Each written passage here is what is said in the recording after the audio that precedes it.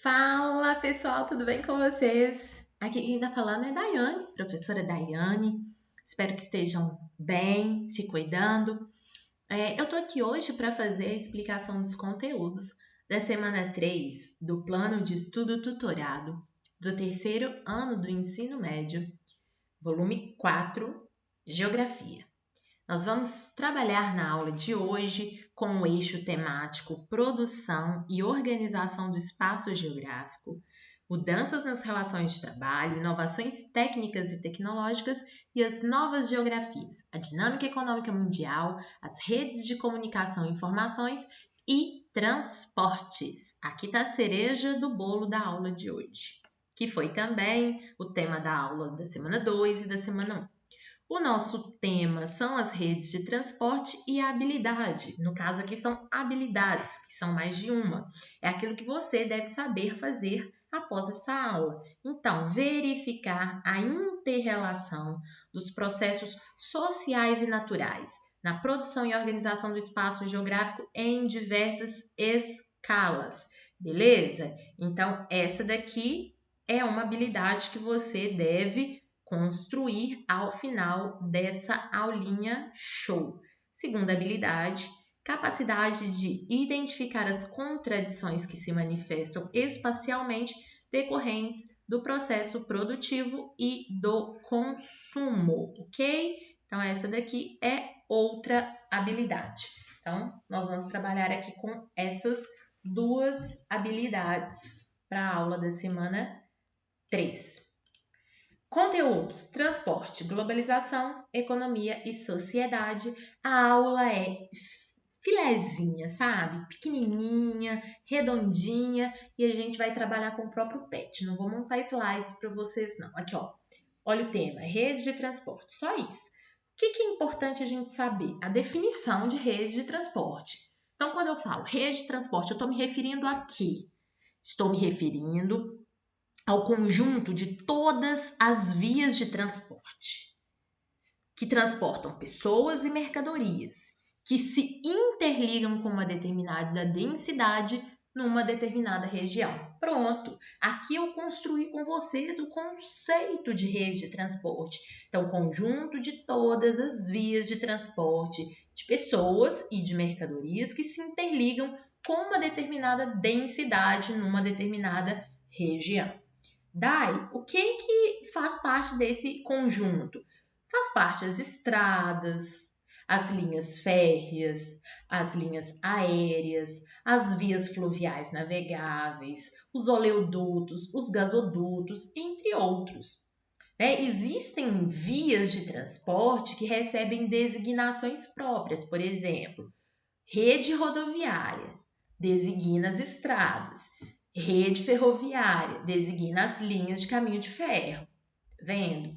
Então, olha, isso que é rede de transporte. Como que a gente avalia a densidade e a qualidade das redes de transporte? Então, vamos lá. A gente vai analisar a qualidade das linhas verificando as condições da própria via.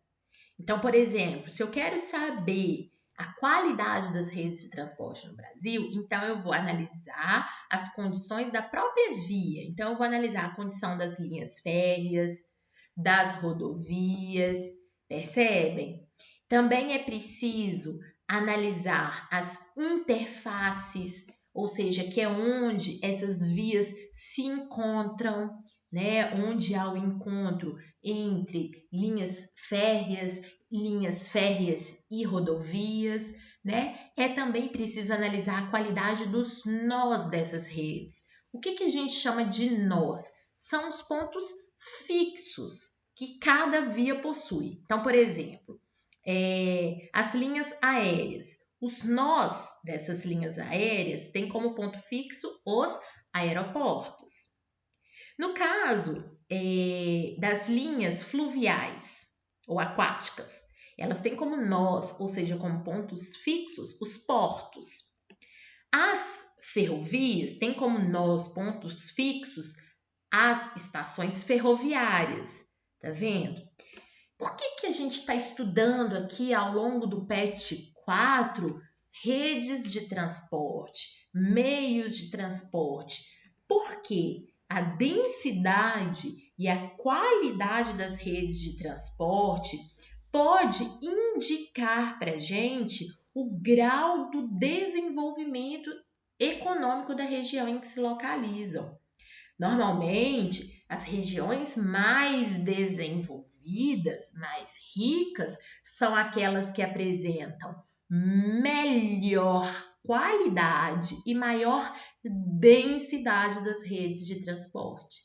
Isso porque, gente, uma boa rede de transportes facilita o comércio e as atividades produtivas. Além disso, uma boa rede de transporte é responsável pela mobilidade das pessoas, por ajudar a organizar o espaço, permitir a especialização do trabalho e, consequentemente, promove o desenvolvimento tanto econômico quanto social dos países e das regiões, ok? Então, quando a gente fala, olha, eu estou me referindo a um país rico, que tem elevado crescimento econômico, significa que há nesse país uma grande presença de indústrias, de atividades agrárias e comerciais. E se há nesse país uma grande presença de indústrias, de atividades agrárias e comerciais, é consequência disso uma maior demanda e pressão sobre os meios de transporte.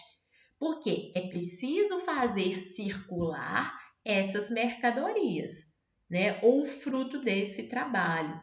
Então, se os meios não tiverem uma estrutura adequada para suportar essa carga, o desenvolvimento do país vai encontrar barreiras. Dificilmente se concretizará. Então, não adianta você ter uma grande presença de indústrias, uma grande produção agrária e comercial, se você não conseguir fazer escoar essa produção, tanto dentro do próprio território, quanto para fora do território, no caso de exportações. Então, por isso que a gente sempre afirma, os transportes, juntamente com a comunicação, são elemento estratégico para qualquer país e para qualquer governo. E com o processo de globalização, que se consolidou de fato no final do século XX, e também com a revolução técnico-científica informacional, os meios de transporte estão cada vez mais ágeis, cada vez mais modernos, permitindo o deslocamento em velocidades muito mais altas e em tempos muito mais curtos, né? Então, a necessidade por um meio de transporte eficaz é cada vez maior, beleza? Por fim, o PET finaliza com um fluxograma muito interessante.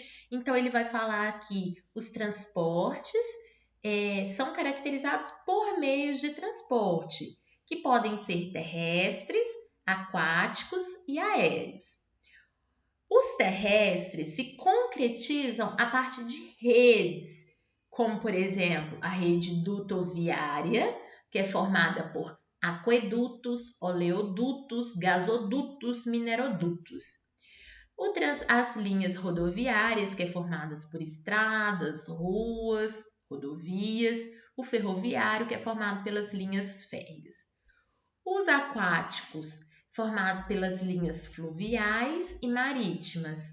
E, por fim, o aéreo, que é formado pela rede de transporte aeroviário, que no caso, então, tem as aerovias. Então, tchau, até a aula de semana que vem.